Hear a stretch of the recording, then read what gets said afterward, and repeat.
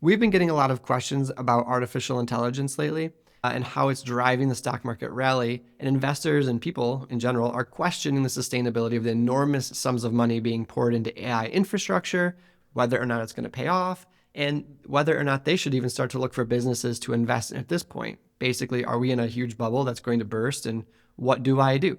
So understanding this dynamic is important for long-term investors and for investors in general, since the technology sector now plays such a large role in some major indices. In fact, some of the major market indices can't even be considered diversified anymore because their exposure to technology companies has become so large. So here are some points to consider. As of May 14th, 2026, the technology sector leads the S&P 500 with an estimated earnings per share growth rate of 35.4% and a forward price to earnings ratio of 23.5, while the overall S&P 500 forward price to earnings or PE ratio sits around 20.9, which is above the historical average of 15.9, suggesting that valuations remain elevated.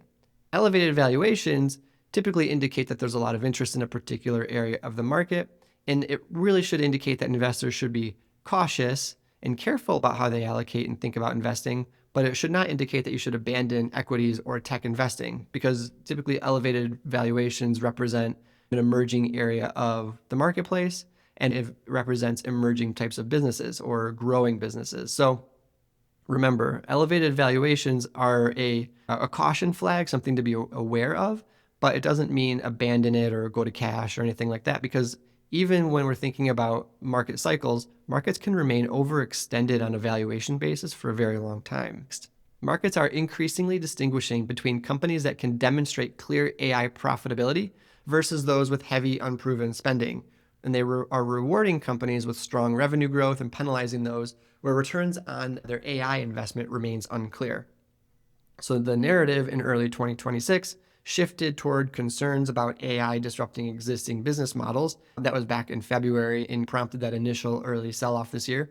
And then some investors started to diversify away from pure technology or AI-driven businesses, we'll say, towards something like energy, materials, and industrials, which could be perceived as more resilient or even as something to benefit as a knock-on effect to the AI boom that we're seeing.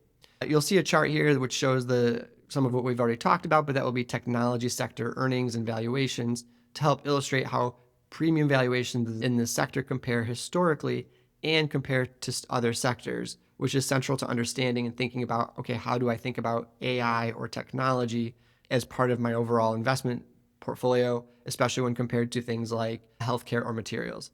While short-term volatility around AI spending decisions is normal, focusing on long-term earnings growth trends and diversification across sectors remains the most reliable path to sustainable investment success from a portfolio level. But when we're thinking about AI in particular, it's important to think about the fact that there's going to be a lot of highs and lows as we figure out how to integrate AI into our normal lives. Because as we've seen, it's here to stay, but what does that exactly mean?